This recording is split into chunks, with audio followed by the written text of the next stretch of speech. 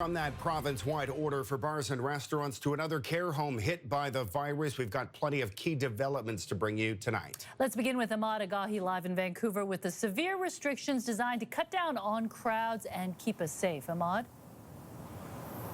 Well, I think a lot of people were waiting for the other shoe to drop here. This playground is completely taped off as the city and the province really start to ramp up the restrictions on what we can do in the public. Thanks. Good afternoon. Thank you. With a grim tone, rarely heard, the mayor of Vancouver announced the city is no longer standing on the sidelines in the fight against COVID-19. The changes being announced today are major. They will deeply impact our small business community and will mean many people will be laid off or need to close their businesses. Adding their hand was forced.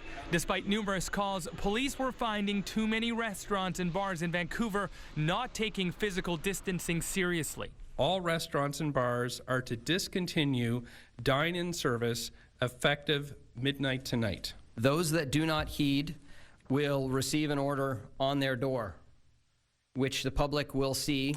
That order now province-wide. And then this. The Park Board has decided to close its 166 playgrounds. Adding playgrounds bring too many people close to each other. Public parks, beaches, and washrooms still open, but crowding is discouraged. There are other measures too. Vancouver will explore a 60-day grace period for all property tax payments and forming what it is calling an economic recovery task force and a dedicated COVID-19 task force led by the fire chief. If you haven't taken this seriously, now is the time. And if you know someone who still thinks this doesn't apply to them, urge them to join in. And with that, on a Friday night, Vancouver and cities across the province will become eerily quiet. Vancouver warning if people don't keep their distance, retail stores, fitness centers, and bowling alleys could be next. So, Ahmad, how are parents reacting to the playground closure? Well, Mijang, I just spoke to a mother who was here with her 2 kids trying to use the playground. Here's what she said before they had to turn around.